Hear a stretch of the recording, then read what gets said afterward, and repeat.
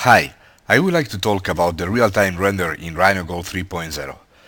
Real-time render, the main objective of this command is apply materials to have simple render, to communicate, to get snapshots, to send by email. Okay.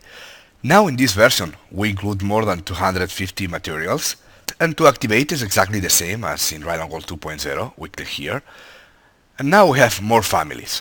Okay.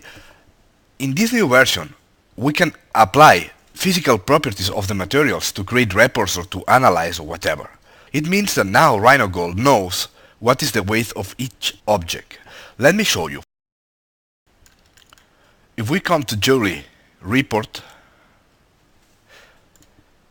this tool, for example, in this case, knows that it's white gold polish and this is the weight. Okay. Now we can include more materials. Okay, we have more options to create, to edit. For example, let me show you. In this case, I have white gold polish, okay, and I want to create a new material based on this material.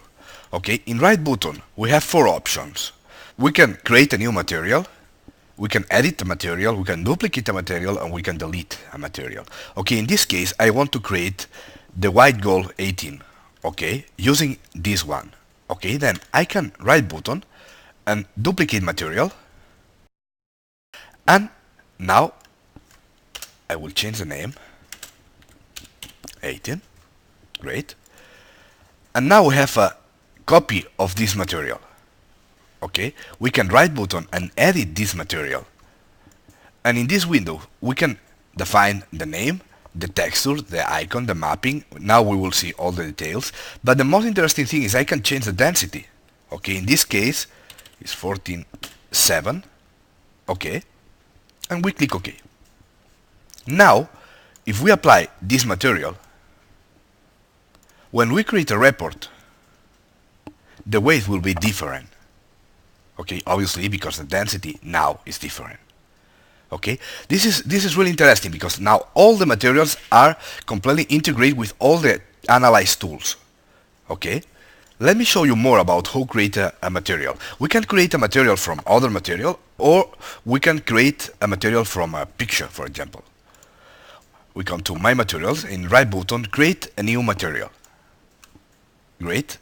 The first, we need to define the name. We will use new material.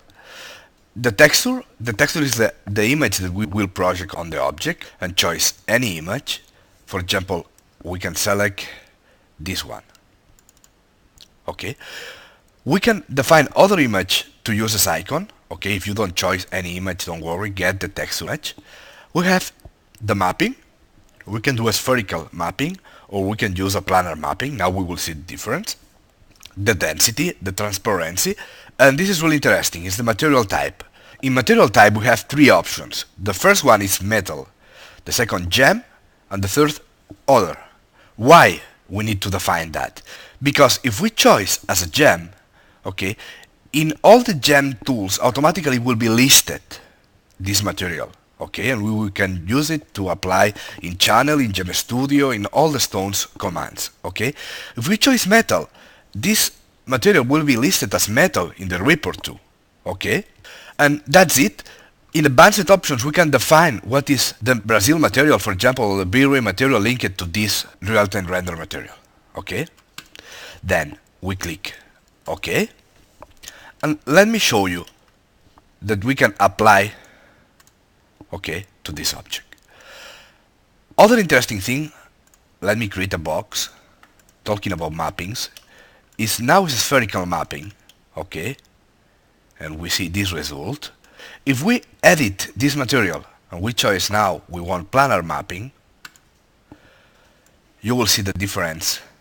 Okay, now the projection is planar. Okay, in some materials are interesting to use this, okay, and in other it's better in a spherical projection. Okay, then I repeat, I can create a new material, I can edit a current material, I can duplicate, and of course we can delete a material. Okay, now we don't have limits to create any material that we want and modify the densities, modify all that we need. Okay, thank you.